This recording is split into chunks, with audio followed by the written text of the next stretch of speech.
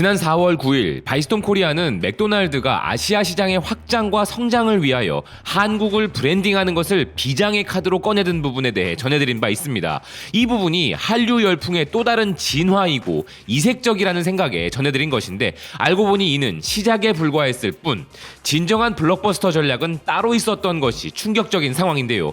BTS 팬분들은 익히 들으셨겠지만 맥도날드가 BTS와의 협업으로 BTS 전용 메뉴를 발표한 것이죠. 아니, 정확히 말해 맥도날드가 BTS와 함께하는 영광을 차지한 것인데요. 근데 지금 상황이 조금 이상하게 돌아가고 있습니다. 맥도날드가 치명적인 실수를 범한 부분으로 인해 몇몇 국가에서는 지금 이 문제로 BTS의 팬인 아미들로부터 폭동 수준의 항의가 일어나고 있다는데요. 먼저 BTS의 로고를 맥도날드 하면 떠오르는 시그니처 메뉴인 감자튀김으로 표현하여 이를 맥도날드가 SNS를 통해 일명 더 BTS 밀이라 공개하자 전 세계의 BTS 팬들은 이에 대한 엄청난 열광을 보였습니다. 이 소식은 로이터, CNN, CNBC, 글로브앤메일, 아스, 피플, 포브스 등 수많은 외신들에서 앞다투어 보도하고 있는데요. 단순한 음악 전문지나 엔터테인먼트 매거진이 아니라 경제, 사회 등의 소식을 다루는 전문지들 또한 이것에 주목을 하는 이유는 BTS가 상장 기업의 소속 아티스트 그룹으로서 그들의 위치가 중요하기 때문이죠. 이에 대해서는 잠시 후에 전해드릴 현재 매우 핫한 이슈가 되어버린 BTS 멤버들의 동반 입대 이슈에 대해 전해드리면서 좀 더 이야기 나눠보도록 할 텐데요. 미국의 CNBC는 맥도날드가 BTS와 팀을 이뤘다 보도하면서 거의 50개국에 달하는 맥도날드 매장에서 BTS 메뉴를 주문할 수 있다 소개했고, 이는 패스트푸드 대기업 맥도날드가 유명 셀럽과 함께 콜라보한 제품을 2개국 이상의 시장에서 동시에 공개하는 최초의 사건이라 전하고 있습니다. 맥도날드가 유명 셀럽과의 협업을 시도한 것은 기사가 언급한 대로 처음 있는 일은 아니죠. 이전에 유명 힙합 뮤지션 트래비스 스캇이나 레게, 라틴팝 뮤지션인 제이 발빈 등과도 협업을 해왔는데요. 허나 기사는 이 뮤지션들과 맥도날드의 협업도 맥도날드의 매출을 상승시켰지만 BTS와의 협업은 또 다른 차원이 될 것이라 분석했습니다. BTS와의 협업을 통해서는 이전의 협업 그 이상의 성공이 가능하다는 것인데요. 야후 파이낸스는 BTS는 진정으로 세계 무대를 밝히고 있으며 음악을 통해 전 세계의 사람들을 하나로 묶는다.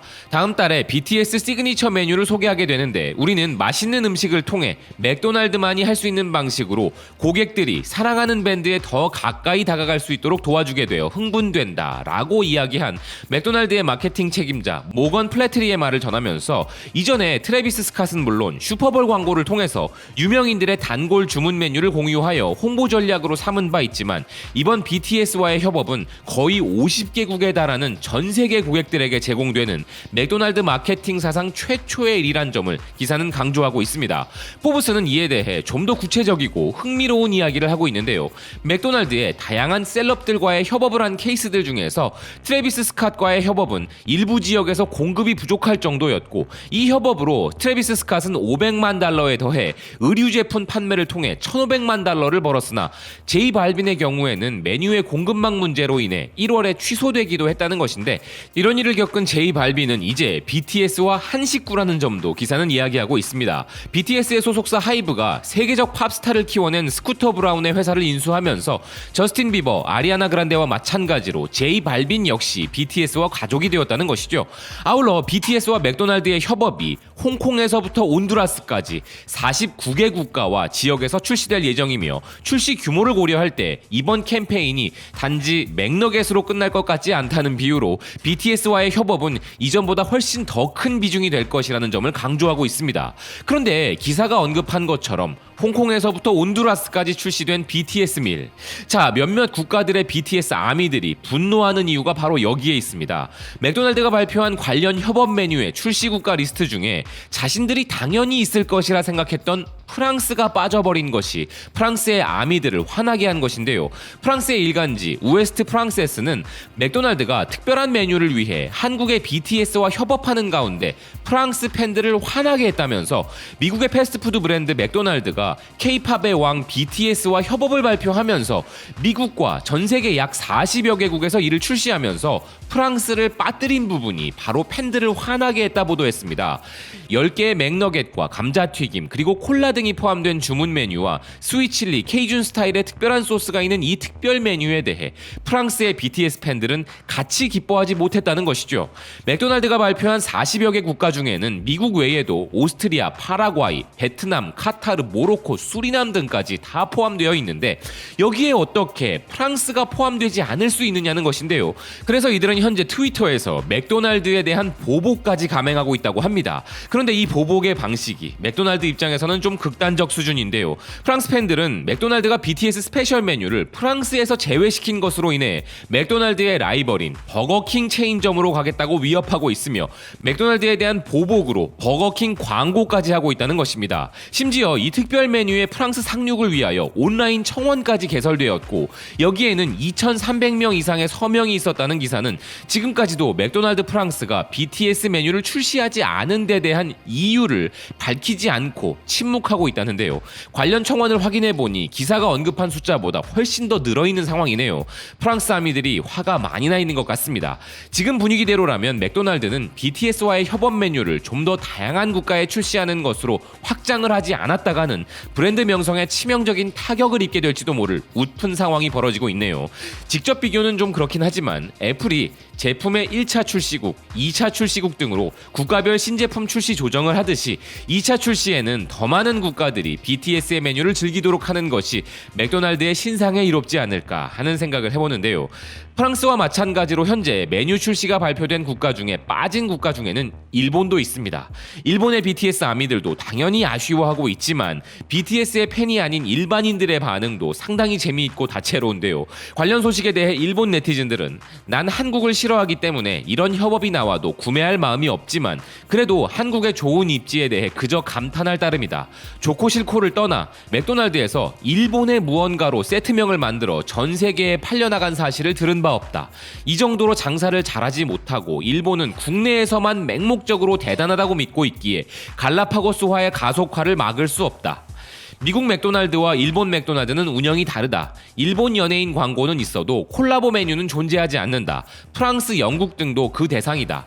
50개국 안에 포함되지 않는 나라도 많기 때문에 비관적이진 않다. 일본의 이 메뉴가 발매되지 않는 것은 일본 맥도날드가 자니즈와 LDH 재팬과 계약하고 있기 때문이다. 만약 BTS 메뉴가 출시하면 두 회사의 연예인들이 하차하고 매출이 떨어질 것을 두려워 BTS 메뉴를 출시하지 않는 것이다. 일본이 포함되지 않은 것은 맥도날드의 CF에 자니즈 연예인들이 나오기 때문인가 라는 반응을 보이고 있는데요. 이 네티즌들은 자신들이 BTS의 원조라 당당하게 이야기하는 놀라운 그룹인 아라시, 영문곡 발표로 BTS를 꿈꾸다가 굴욕만 당했던 바로 그 아라시, 그들의 소속사 역시 자니즈이기에 이런 이야기를 하고 있는 것 같습니다. 또 다른 네티즌들 중에는 일본이 없어 슬프다. 소식을 듣고 만세를 외쳤는데 판매국과 판매일 목록에 왜 일본이 없는 거지?